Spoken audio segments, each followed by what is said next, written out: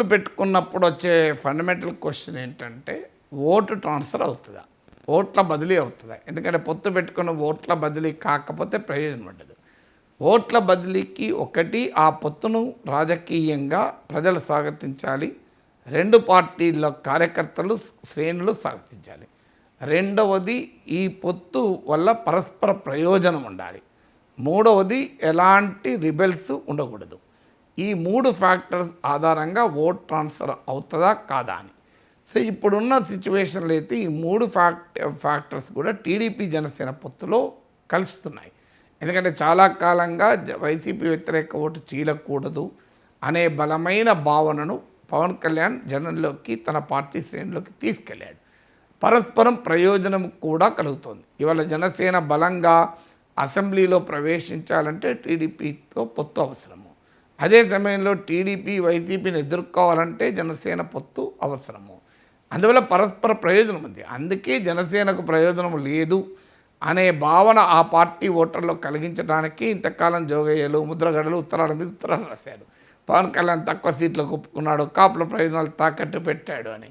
ఆ అటాక్ అంతా చేసినందుకే ఇది పరస్పర ప్రయోజనం కాదు, కేవలం తెలుగుదేశం ప్రయోజనానికే అని. కానీ అది జనసేన శ్రేణులు అంత భ్రమల్లో ఉంటారని అనుకో, వాళ్ళకున్న బలం గురించి వాళ్ళకి మనకన్నా ఎక్కువ తెలుసు. అందువల్ల పరస్పర ప్రయోజనము ఉంది ఇందులో. సో రిబెల్స్ కూడా పెద్దగా ఉన్నట్టయితే ఇప్పటి వరకు ఉదాహరణ లేవు. ఆ ఉన్నా కూడా ఒకటో రెండో కాన్స్టిట్యున్సీ స్పెసిఫిక్గా ఉంటుంది కనుక. కానీ రాష్ట్ర వ్యాప్తంగా పొత్తుకు వ్యతిరేకంగా రెండు పార్టీల్లోనూ రివోల్ట్ లేదు. ఎందుకంటే చాలా కాలంగా ఈ పొత్తు ఉంటుంది అనేది అర్థమైంది. ఇంకా లాంగ్ టర్మ్లో ప్రిపేర్ అయ్యారు రెండు పార్టీలకు కూడా. ముఖ్యంగా టీడీపీ కష్టకాలంలో పవన్ కళ్యాణ్ అనౌన్స్ చేయడం కూడా టీడీపీలో పవన్ కళ్యాణ్ పట్ల గౌరవానికి కూడా పెంచింది. అందువల్ల ఒక రాజకీయ లక్ష్యం కూడా, నరేటివ్ కూడా పవన్ కళ్యాణ్ సక్సెస్ఫుల్గా నిర్మించగలిగాడు.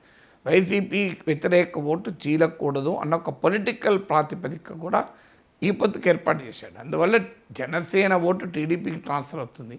కంపారిటివ్లీ టీడీపీ నుంచి జనసేన ఓట్ ట్రాన్స్ఫర్లో కొంత తక్కువ ఉండొచ్చు. ఎందుకంటే టీడీపీ పెద్ద పార్టీ కనుక జనసేన ఇవ్వడం వల్ల మా అవకాశం పోయింది అని టీడీపీలో కొంత అనుకోవచ్చు. కానీ అది కూడా మ్యాక్సిమంగా ట్రాన్స్ఫర్ అవుతుంది. ఇక బీజేపీకి ఎంత ట్రాన్స్ఫర్ అవుతుంది అనేది చూడాలి. అయితే బీజేపీ అభ్యర్థులుగా చూస్తారా, టీడీపీ అభ్యర్థులుగానే జనం చూసి ఓట్లు వేస్తారా అన్నది చూడాలి.